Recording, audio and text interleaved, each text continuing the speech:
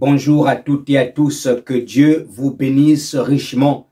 Vous qui êtes connectés ce matin, vous qui avez choisi la bonne part de glorifier encore votre Seigneur Jésus-Christ. Nous sommes pleins de gratitude et pleins de reconnaissance pour ce dernier culte de l'année 2020, une année qui a été une année mouvementée, une année avec beaucoup de turbulences, mais par la grâce de Dieu, nous pouvons le célébrer en ces derniers dimanches de l'année et je vous remercie pour votre fidélité. Vous qui avez toujours été là pendant les cultes, vous avez toujours manifesté votre présence. Que le Seigneur Jésus-Christ vous bénisse richement. Et donc, nous prévoyons déjà pour l'année 2021 avec une vision beaucoup plus élargie, vraiment que le Seigneur puisse nous accompagner par sa grâce. Et donc, sans plus tarder, nous allons prendre nos Bibles dans le livre de Deutéronome chapitre 28. Nous lirons le verset 11 et le reste des versets, je les donnerai au fur et à mesure. Et comme je l'ai annoncé sur les réseaux sociaux, le thème de notre message ce matin s'intitule « Comment discerner le lieu de sa bénédiction ». Comment discerner le lieu de sa bénédiction. Donc, Deutéronome chapitre 28, verset 11. Deutéronome, chapitre 28, verset 11, il est écrit « L'Éternel te comblera des biens en multipliant le fruit de tes entrailles, le fruit de tes troupeaux, le fruit de ton sol, dans le pays que l'Éternel a juré à tes pères de te donner. » Dans le pays que l'Éternel a juré à tes pères de te donner. Bien-aimés dans le Seigneur, nous parlons ce matin de comment discerner le lieu de sa bénédiction. En tant qu'enfants de Dieu, nous devons savoir que il y a certaines promesses que Dieu nous donne, mais qui ne peuvent se manifester ou encore qui ne peuvent être des bénédictions palpables si et seulement si nous nous situons à un certain lieu. Je répète, je dis qu'il y a certaines promesses que Dieu nous donne pour qu'elles deviennent des bénédictions palpables, pour qu'elles arrivent à la manifestation. Nous avons besoin d'être à un certain lieu. Le lieu ici est mis pour un espace géographique, mais le lieu peut être aussi une personne, un individu ou un groupe de personnes, une association ou encore une entreprise.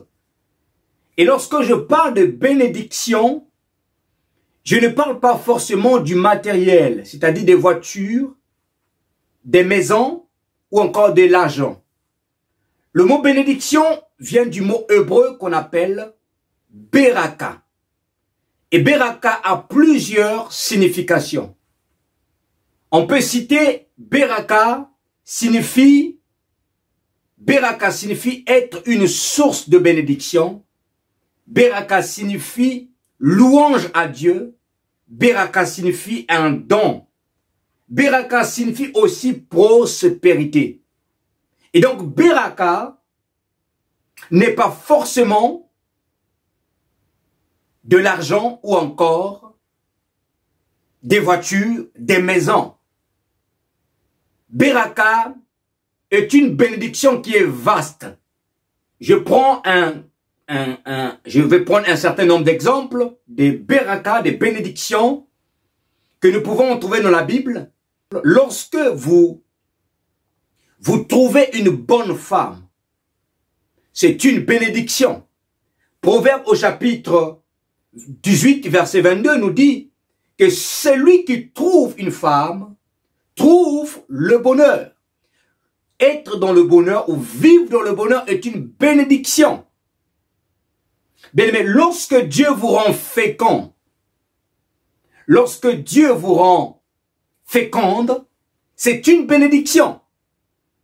Quand vous lisez le livre de la Genèse au chapitre 1 au verset 23, à partir du verset 21 jusqu'au verset 23, vous allez voir que Dieu, après avoir créé les poissons de la mer, après avoir créé les oiseaux du ciel, la Bible nous dit que Dieu les bénit. Et il est béni comment? Il est béni en disant, soyez féconds, multipliez-vous et remplissez la terre.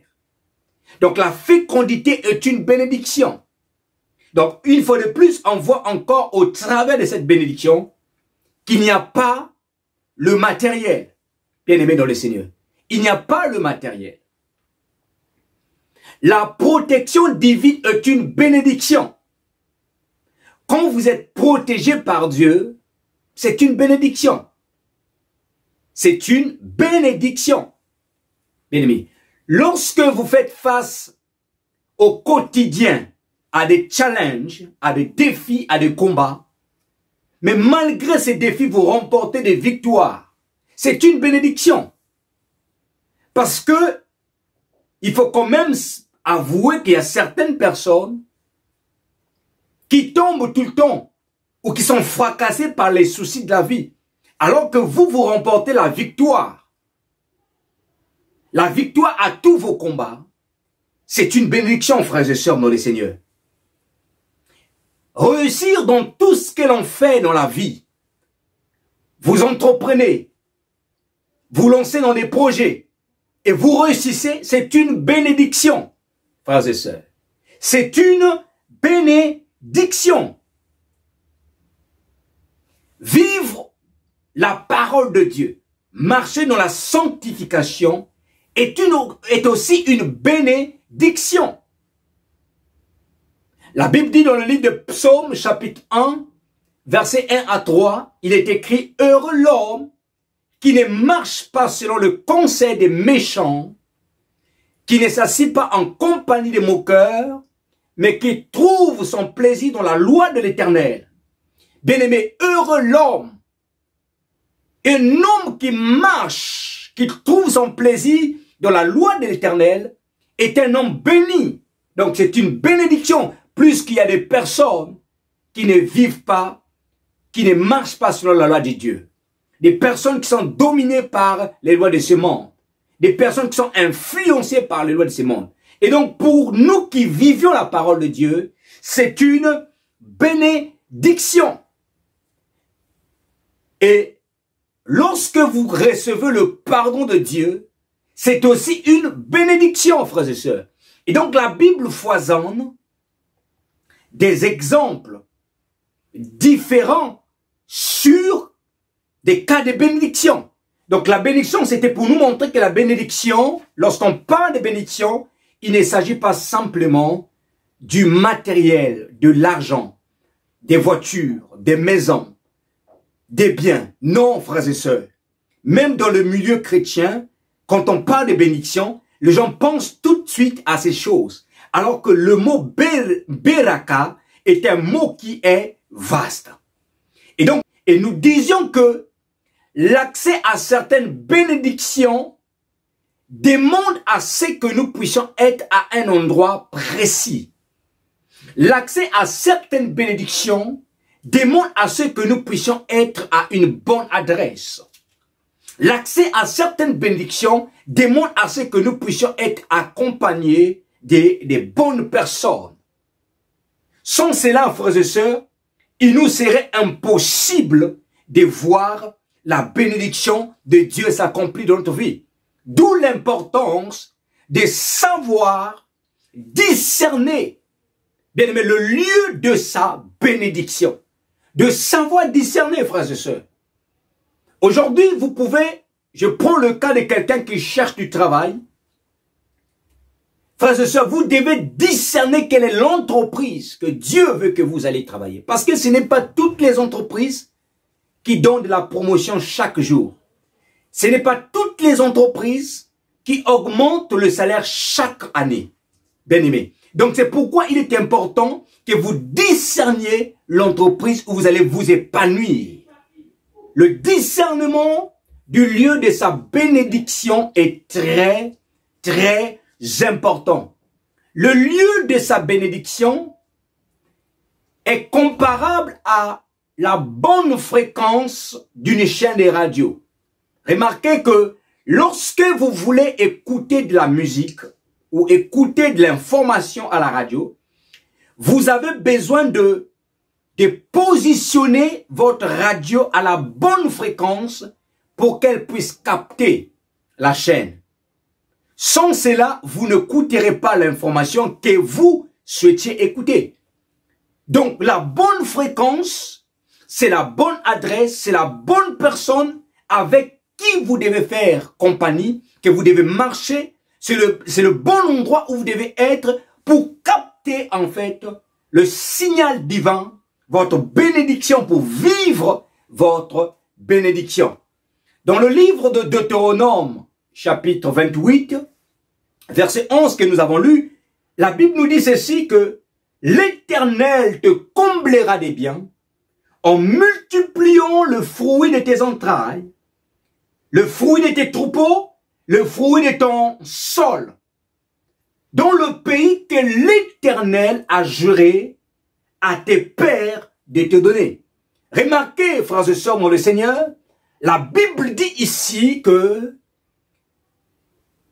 l'Éternel devrait emmener à la manifestation la bénédiction des enfants d'Israël, non pas dans n'importe quel endroit, mais dans un lieu précis. Et le lieu précis, c'était la terre dont l'Éternel avait juré aux pères israélites de donner à leurs enfants. Donc, le peuple d'Israël, pour pouvoir accéder, posséder leur héritage, leur bénédiction, devrait être positionné à un endroit précis. Sans cela, le peuple d'Israël n'entrerait pas en possession de leur bénédiction, frères et sœurs. Donc, le lieu de la bénédiction est très important. Connaître le lieu de sa bénédiction est très, très important. D'ailleurs, dans le livre de Josué, chapitre 1, verset 3, un texte qui est souvent interprété à tort et à travers, la Bible dit quoi? La Bible dit que tout lieu où foulera la plante de tes pieds, je te le donnerai en possession, comme je l'ai dit à Moïse. Souvent, nous interprétons ce passage comme si tout lieu ici représentait la terre entière. Mais j'aimerais dire à quelqu'un, il ne s'agit pas ici de la terre entière. Mais il s'agit de l'espace géographique, des limites que Dieu avait révélées à Moïse. Alors, quelles que soient les entités spirituelles qui pouvaient être dans cet espace géographique que Dieu avait révélé à Moïse, si le peuple d'Israël s'est levé pour conquérir ces terrains, Dieu devait leur en donner. Et c'est pourquoi il dit, tout lieu dans l'espace géographique révélé à Moïse, qui devait fouler la plante des pieds des enfants d'Israël, Dieu s'était engagé de leur donner cela. Il ne s'agit pas ici de la terre entière. Aujourd'hui, il y a des gens qui voyagent n'importe comment, sans discernement ou sans chercher la face de Dieu, en disant que la terre appartient à mon Dieu. Oui, la terre appartient à Dieu. Mais attention, il y a des endroits que Dieu vous a certainement destinés, où vous allez fleurir, où vous allez grandir, où vous allez vivre sa bénédiction. Si vous n'êtes pas à ces endroits-là, vous ne vivrez pas la bénédiction de Dieu de la même manière. Je prends un exemple. Le Seigneur vous demande de vous rendre, de vous installer. Je prends le cas de l'Australie. Et vous, par suivisme complexe, vous décidez d'aller aux États-Unis.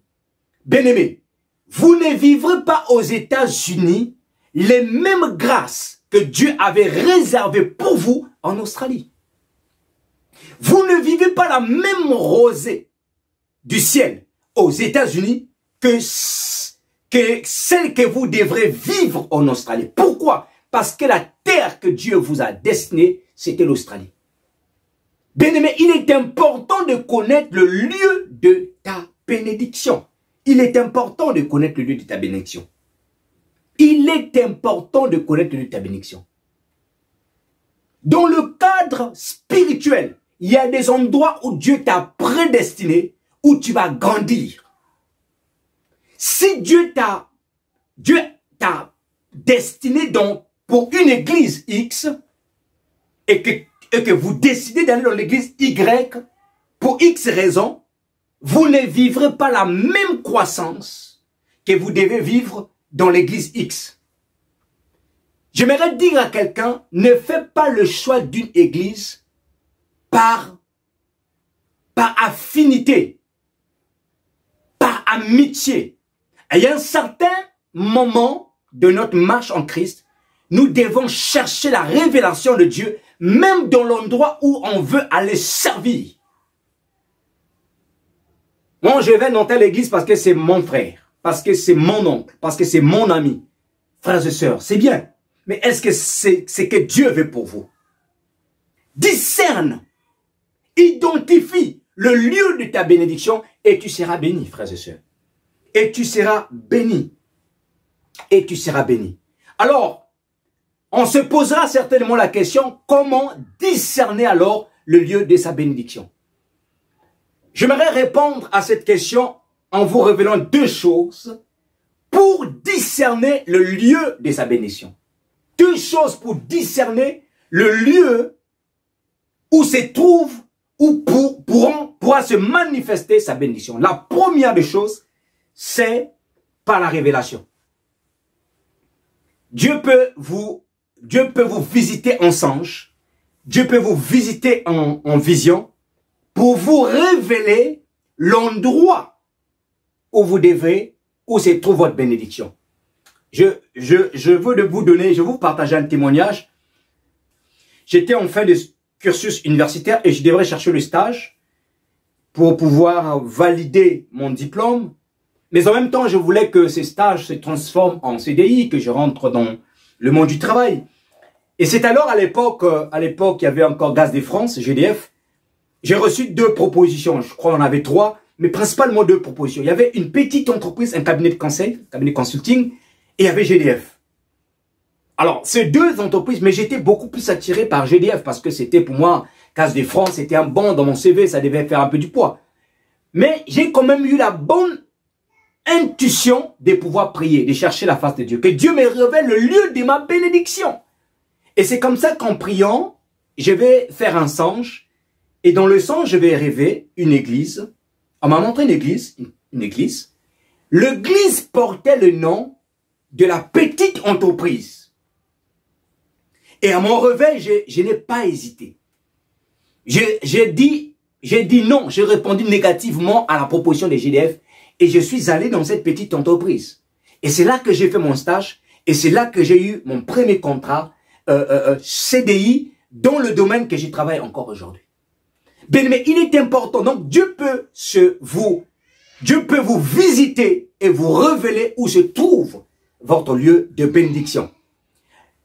La deuxième manière de connaître, de discerner le lieu de sa bénédiction, c'est par des signes. Il y a des signes qui ne trompent pas, frères et sœurs.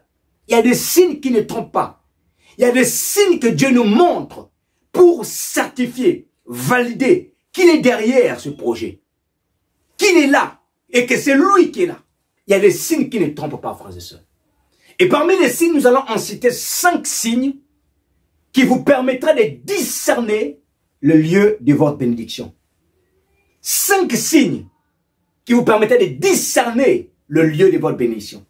Si vous êtes au bon endroit et si vous marchez avec la bonne personne, 5 signes.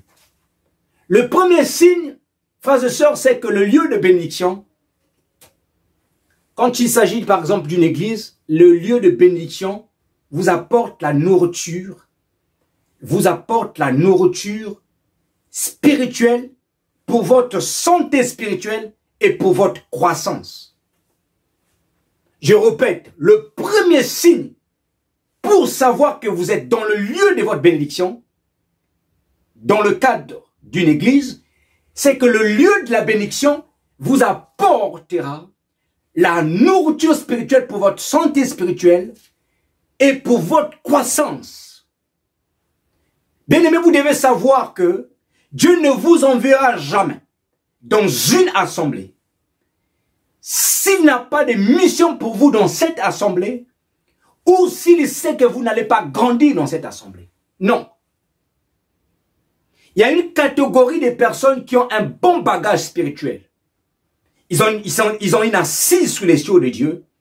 Dieu peut les envoyer dans une assemblée, non pas pour qu'ils grandissent au travers le message du berger, mais pour qu'ils mettent à disposition leur grâce, afin de permettre à ce que l'œuvre de Dieu au travers de cette assemblée puisse avancer. Toutes les fois, en mettant en exercice à disposition leur grâce, ces personnes grandissent et ils reçoivent en retour aussi la nourriture pour leur propre croissance. Ils ne sont pas là pour grandir au travers le message de l'homme de Dieu. Ils sont là pour donner ce qu'ils ont reçu. Et en donnant ce qu'ils ont reçu, ils grandissent. Parce que c'est en servant qu'on grandit. C'est en servant qu'on cherche la face de Dieu. C'est en servant qu'on grandit. Comme Samuel pouvait dire au peuple d'Israël lorsqu'ils ont demandé un roi, Samuel pouvait leur dire, je ne cesserai de prier pour vous, de chercher la face de Dieu pour vous. Malgré qu'ils avaient demandé au roi.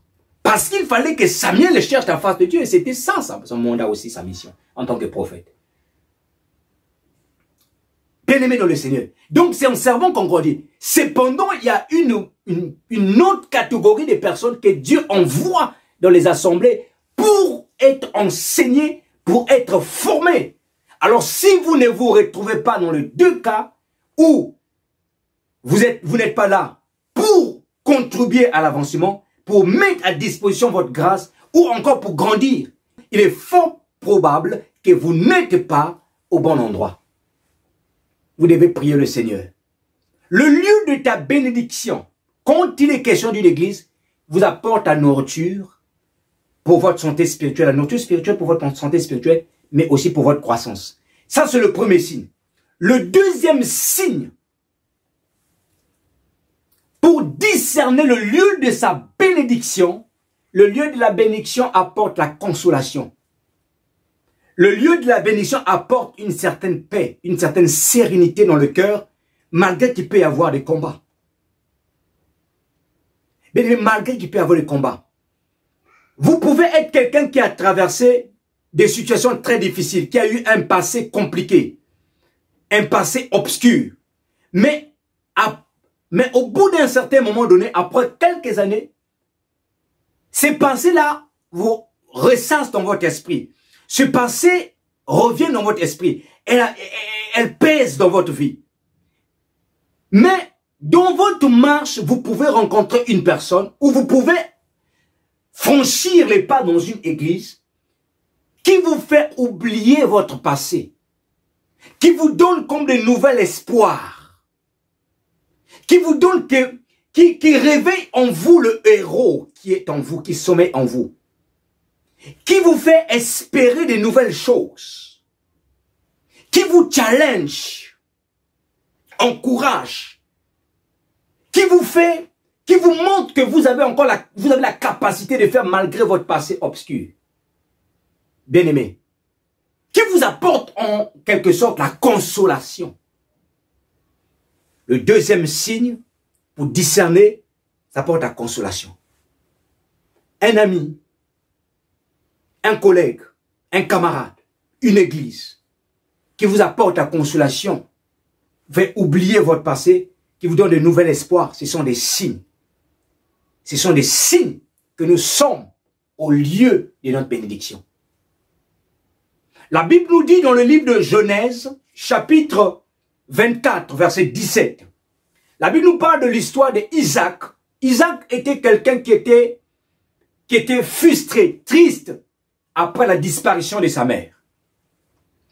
Mais Genèse chapitre 24, verset 17, nous révèle que Isaac fut consolé après avoir perdu sa mère lorsqu'il s'est marié avec Rebecca.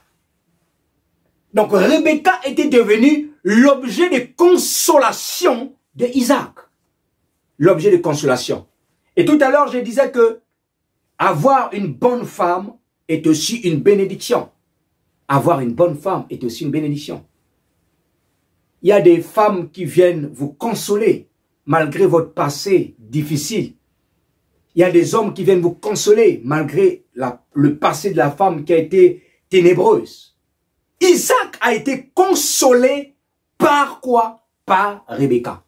Et vous n'êtes pas sans savoir, frères et sœurs, comment est-ce que Rebecca avait été choisie pour être la femme d'Isaac.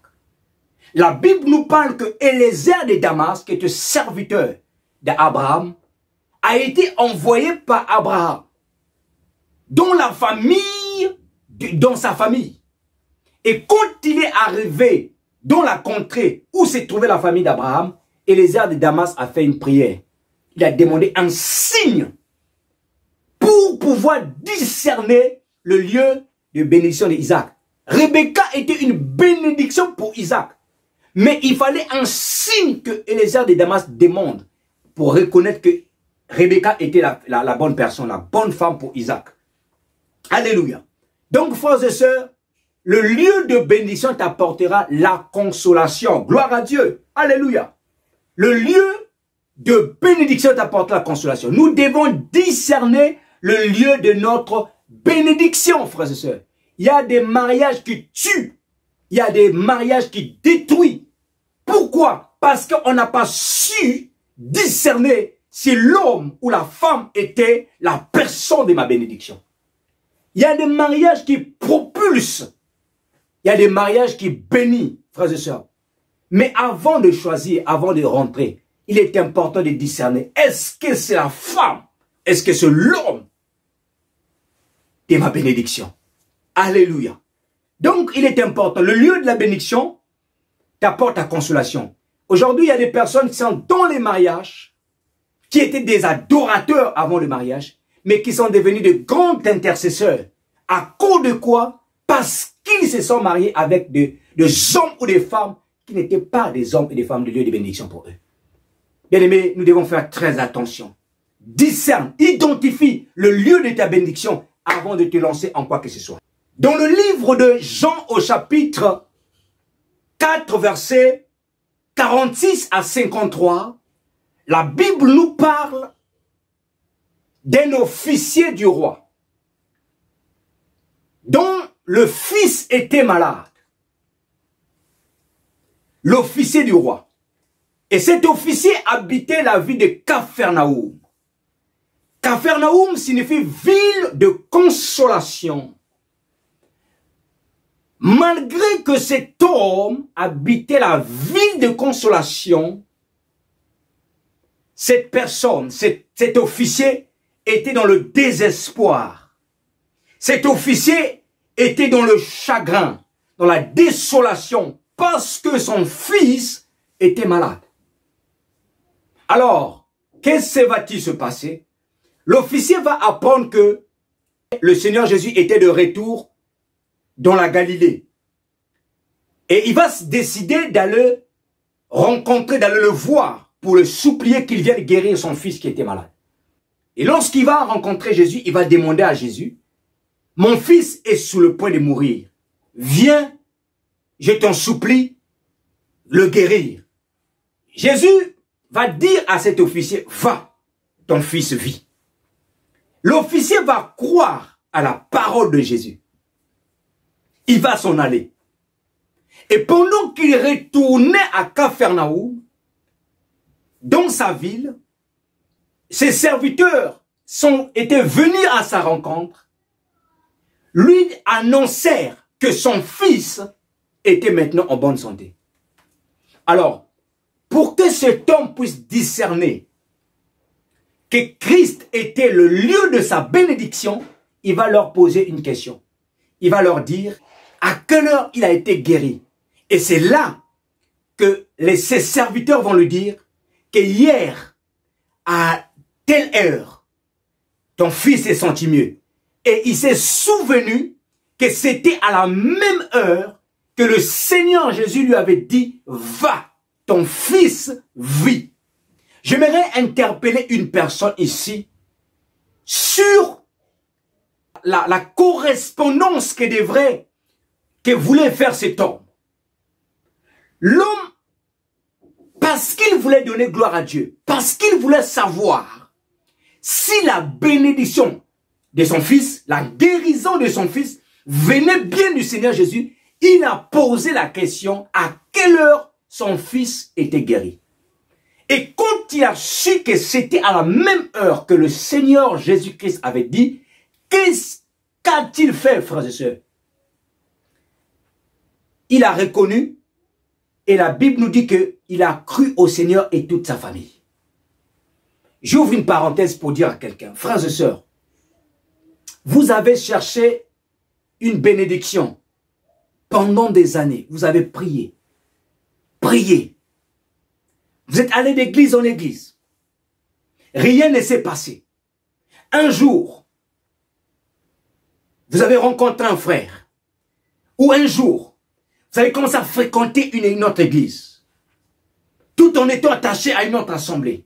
Et tout à coup, ce que vous avez cherché pendant des années, vous voyez la porte s'ouvrir. Mon frère, il y a une forte probabilité que Dieu est en train de vous montrer que l'assemblée que vous êtes en train de fréquenter là, que vous venez juste pour visiter, est le lieu de votre bénédiction. Parce que pendant longtemps, des serviteurs ont prié pour vous. Rien ne s'était produit. Mais tout à coup, vous avez commencé à fréquenter cette assemblée, la porte s'est ouverte. Bien-aimé, tout à coup, vous avez commencé à fréquenter cette personne, vous avez été consolé, alors que vous étiez dans le désespoir, dans la désolation, pendant des mois, pendant des années. Bien-aimé, il faut savoir discerner. Il est important, bien-aimé, il est important de discerner le lieu de notre bénédiction. Il est important de discerner le lieu de notre bénédiction. Discerne le lieu de ta bénédiction. Le lieu de ta bénédiction, c'est le lieu que Dieu va t'élever. C'est le lieu que Dieu va t'utiliser. C'est le lieu que Dieu va te faire grandir. Discerne. Cet homme a dit, à quel heure mon fils s'est senti mieux? Pourquoi pose-t-il la question? Parce qu'il voulait savoir. Quand quelque chose de bien t'arrive dans la vie, prends un calepin-note, essaie de réfléchir. Qu'est-ce que tu as fait? Qu'est-ce que tu as fait dans cette période-là? Qu'est-ce que tu as fait dans cette période? Quelles sont les personnes qui sont rentrées dans ta vie? Quelles sont les nouvelles personnes qui sont rentrées dans ta vie? Quels sont les types de prières que tu as fait dans cette saison-là? Il se peut qu'en trouvant après ces statistiques, tu vas trouver une solution qui peut changer complètement le reste de ta vie. Mais il en est de même aussi lorsque les choses négatives nous arrivent. Quand quelque chose de négatif t'arrive, il est important de s'asseoir, de raisonner, de réfléchir. Fais les statistiques.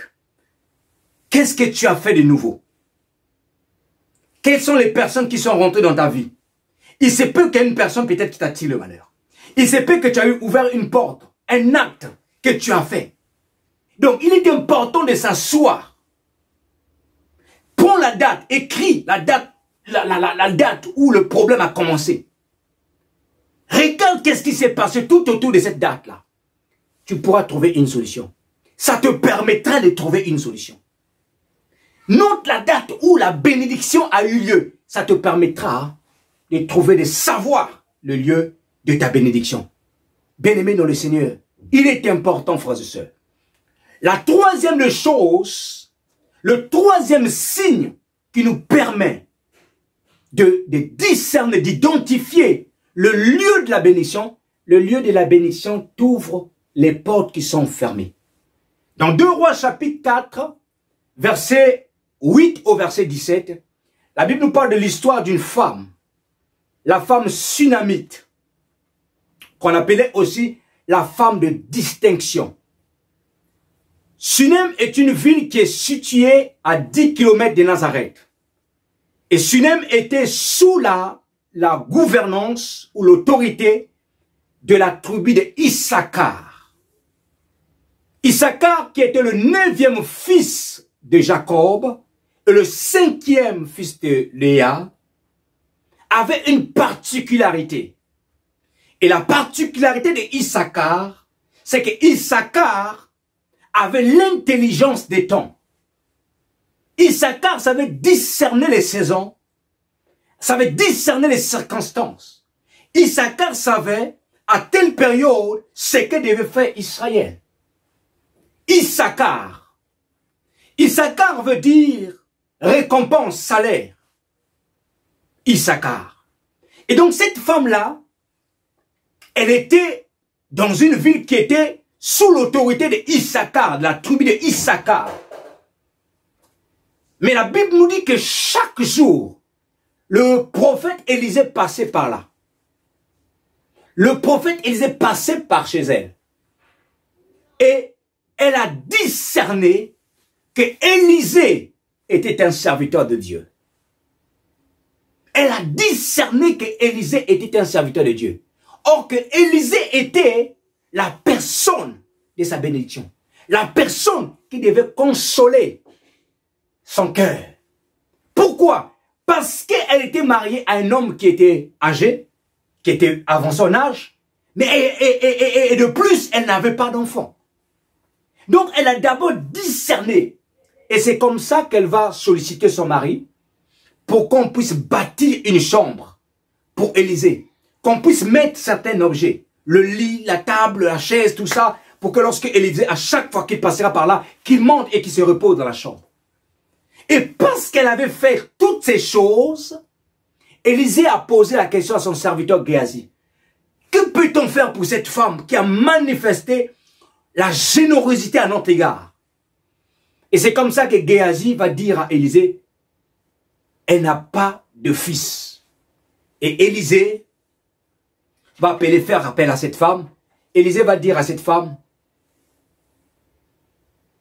à la même période de l'année prochaine, tu vas avoir un enfant. Cette femme ne croyait pas. Elle va dire à Élisée, ne mens pas à ta servante. Mais ce que Élisée avait dit a fini par s'accomplir. Bien aimé, cette femme était dans la désolation. Elle était dans le chagrin. Elle voyait finir sa vie sans enfant. Et comme vous savez, la plupart des femmes veulent avoir des enfants quand elles sont mariées. Or, Élisée qui passait par chez elle était le lieu de sa bénédiction.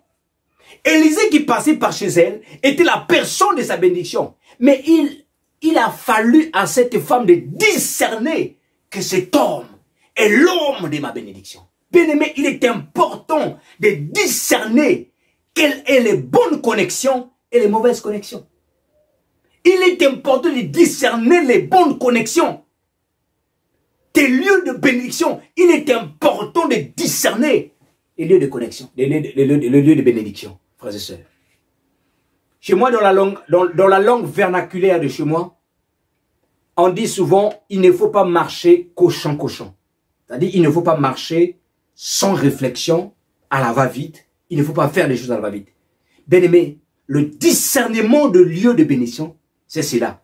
Ne marche pas cochon. Ne t'associe pas à n'importe qui. Ne va pas avec n'importe qui. Mais réfléchis. Quelles sont les personnes de ta bénédiction?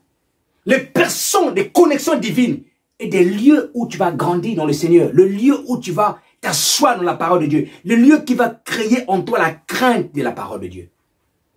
Discerne le lieu de ta bénédiction. Discerne le lieu de ta bénédiction.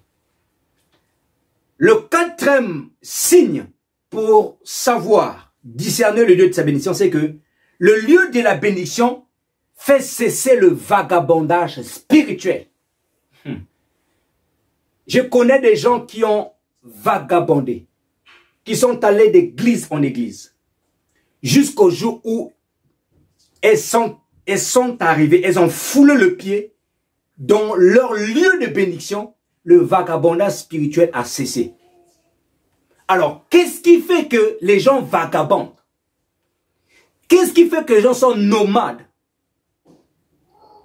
dans le domaine spirituel? C'est parce qu'ils ne prennent pas le temps soit de prier pour connaître le lieu de leur bénédiction.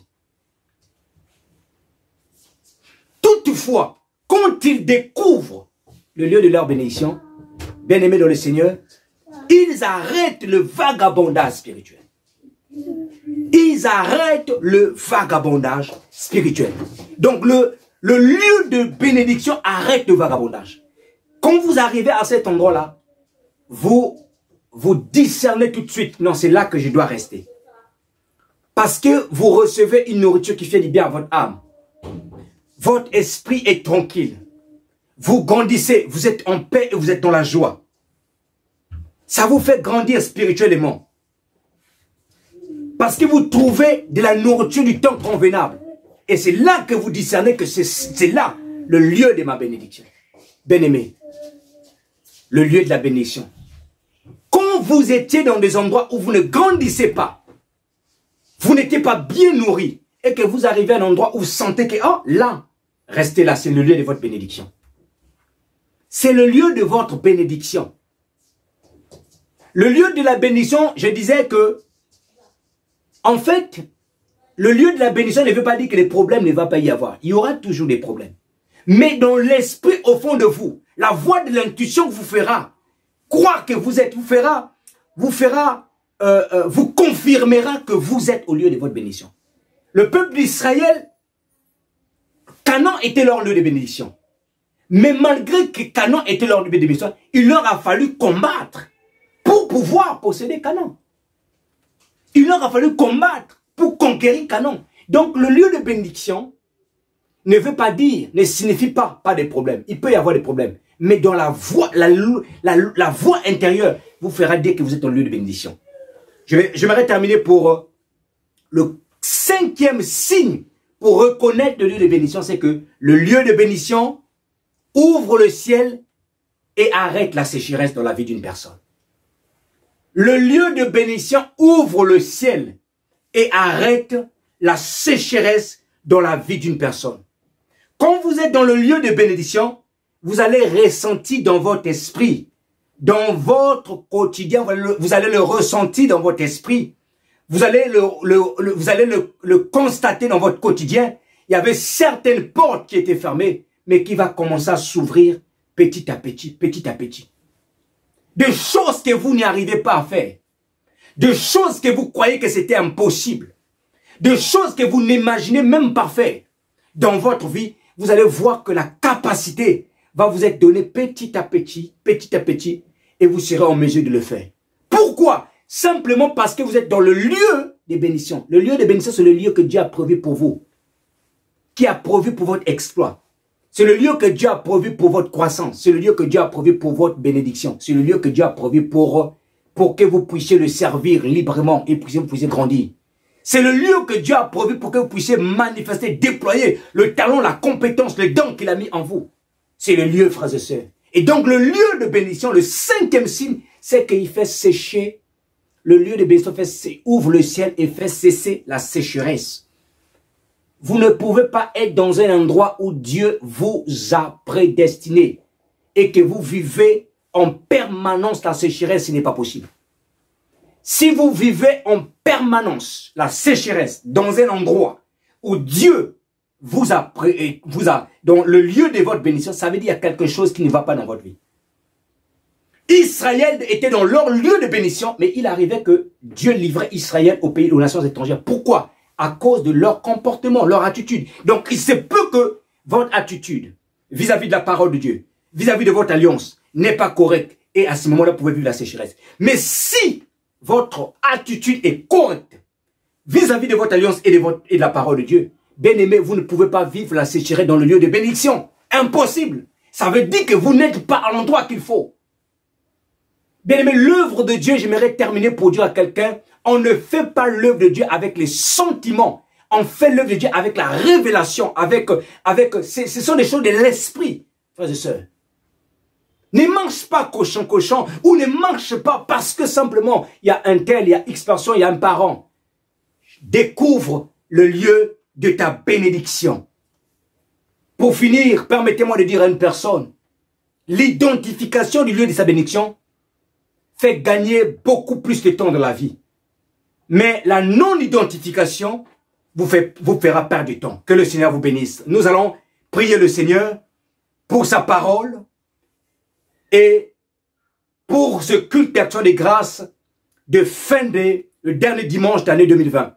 Je prie dans le nom de Jésus-Christ que chacun de vous, frères et sœurs, qui étaient ce matin à l'écoute du son de ma voix, que Dieu puisse vous ouvrir les yeux afin que 2021 soit l'année où vous allez marcher dans le discernement spirituel, où vous n'allez plus faire des choses pour faire des choses, mais vous ferez des choses par révélation et par discernement.